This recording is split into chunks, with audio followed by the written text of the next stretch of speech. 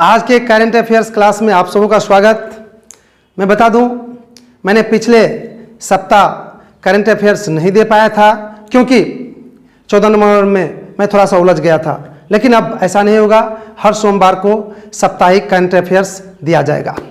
और आज के करंट अफेयर्स क्लास का पहला और सबसे महत्वपूर्ण प्रश्न है कि दुनिया के सबसे ऊंचा रेल ब्रिज का क्या नाम है, और उसका नाम है चिनाब रेल ब्रिज। मैं बता दूं, ये चिनाब रेल ब्रिज जम्मू कश्मीर में है, जो चिनाब नदी पर बना हुआ है। इसकी ऊंचाई 1315 मीटर है जी, 1315 मीटर ऊंची है, और यह ऊंचाई कुतुब मीनार से 5 गुना अधिक है जी, कुतुब मीनार से 5 गुना अधिक है। मैं थोड़ा सा इस रेल ब्रिज की विशेषता बता दूं। इसकी आयु 120 वर्ष है, अर्थात 120 वर्ष तक यह खराब नहीं हो सकता है, इस पर गाड़ियां जा सकती है। दूसरी विशेषता है कि इस ब्रिज से होकर 100 मीटर की रफ्तार से गाड़ियां जा सकती है, इससे कोई इस पर नुकसान नहीं होगा। तीसरी विशेषता है कि इस ब्रिज पर जो पेंट किया गया है वह पेंट 20 वर्ष तक खराब नहीं हो सकता है, अर्थात 20 वर्ष तक इस ब्रिज को पेंट करने की जरूरत नहीं है। और आज के करंट अफेयर्स का दूसरा और महत्वपूर्ण प्रश्न है कि ORS की खोज किसने की जी। इसका खोज डॉक्टर दिलीप महालनाबिस ने की है जी। हाल ही में इसकी मृत्यु भी हो गई है। मैं बता दूं, 1934 ईस्वी में इसका जन्म हुआ था, लेकिन यह मर गए हैं अभी।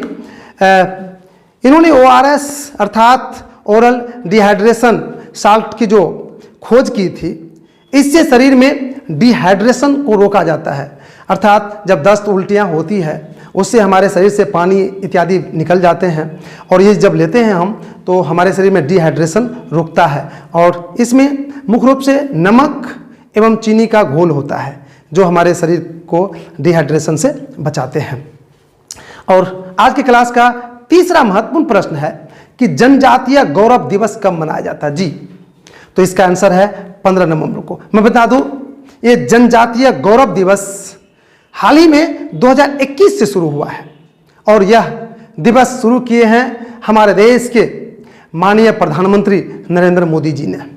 इन्होंने स्वतंत्रता के 75 वर्ष पूरा होने की खुशी में जनजातीय दिवस की घोषणा किए थे, और उन्हीं के प्रयास से 15 नवंबर को जनजातीय दिवस मनाने का निर्णय लिया गया। मैं बता दूं, इस दिन जनजातियों को ऊपर उठाने, जनजातियों के अधिकार की सुरक्षा करने का निर्णय लिया जाता है, जनजातियों को जागरूक किया जाता है।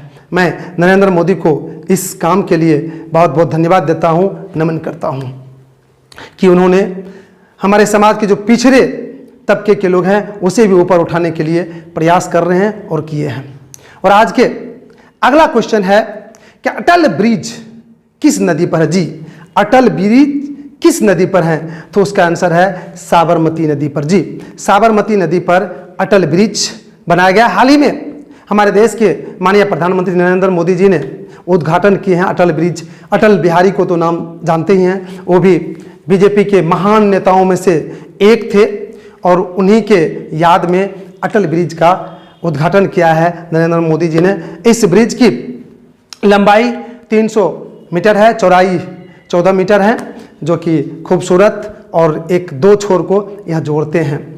और आज के करंट अफेयर्स का अगला क्वेश्चन है कि भारत के किस अंतर्राष्ट्रीय हवाई अड्डा का नाम बदलकर शहीद भगत सिंह अंतर्राष्ट्रीय हवाई अड्डा रखा गया है? तो आंसर है चंडीगढ़ जी, चंडीगढ़। चंडीगढ़ में जो हवाई अड्डा था उसका नाम बदलकर अब शहीद भगत सिंह अंतर्राष्ट्रीय हवाई अड्डा रख दिया गया है। और आज के करंट अफेयर्स का अगला क्वेश्चन है कि राष्ट्रीय कानून सेवा दिवस कब मनाया जाता है जी। तो आंसर है 9 नवंबर। मैं बता दूं, इस दिन कानूनी प्रक्रिया के संबंध में लोगों को जागरूक किया जाता है, कानून प्रक्रिया क्या है नहीं है वो बताया जाता है।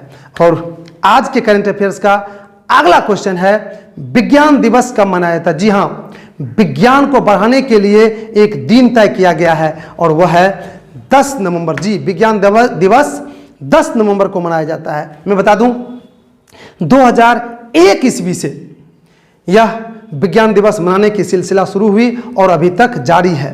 और इस दिन विज्ञान के संबंध में लोगों को जागरूक किया जाता है। और आज के करंट अफेयर्स का अगला क्वेश्चन है कि राष्ट्रीय शिक्षा दिवस कब मनाया जाता है। जी, राष्ट्रीय शिक्षा दिवस कब मनाया जाता है, तो उसका आंसर है 11 नवंबर। मैं थोड़ा सा इसके विषय में बता दूं। वैसे ये 2008 ईस्वी से शुरू हुआ है ये शिक्षा दिवस मनाना। ये क्या है नहीं है उसके विषय में थोड़ा बता दें। मौलाना अब्दुल कलाम आजाद के जन्मदिन पर यह दिवस मनाया जाता है। मैं थोड़ा बता दूं, कंफ्यूजन को दूर कर दूं कि मौलाना अब्दुल कलाम आजाद और ये जो मिसाइल मैन है अब्दुल कलाम, ये दोनों अलग है। ये मौलाना अब्दुल कलाम आजाद जो हैं यह बहुत बड़े विद्वान थे।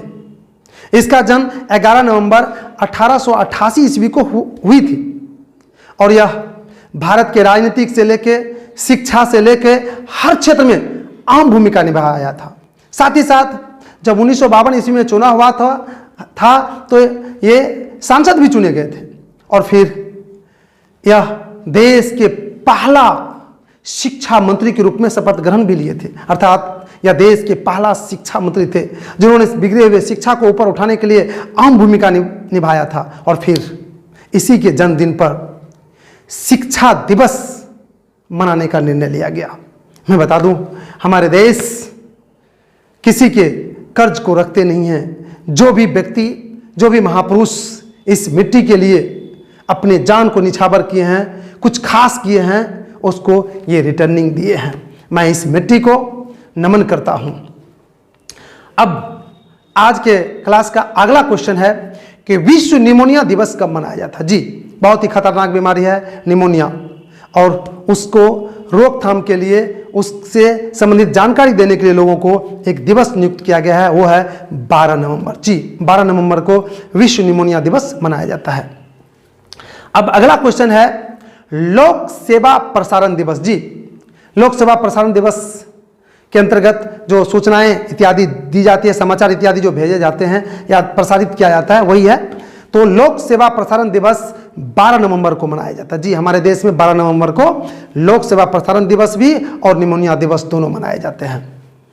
और आज के करंट अफेयर्स का अगला क्वेश्चन है विश्व मधुमेह दिवस कब मनाया जाता है, तो इसका आंसर है 14 नवंबर। जी, मधुमेह एक बहुत ही खतरनाक बीमारी है जो हो जाता है तो शायद उससे छुटकारा पाना मुश्किल होता है। अतः कुछ ऐसे व्यायाम हैं, नियमित व्यायाम हैं, कुछ डॉक्टरी सलाह है जिससे यह बीमारी होता ही नहीं है। अतः इस बीमारी से बचें हम लोग, चूँकि ये बीमारी हो जाने के बाद हमें इससे छुटकारा मिलना मुश्किल होता है और यह बीमारी हमारे शरीर में ठीक उसी तरह से काम करते हैं जिस तरह से दीमक किसी पेपर या किसी अन्य चीज़ को धीरे धीरे खा जाते हैं।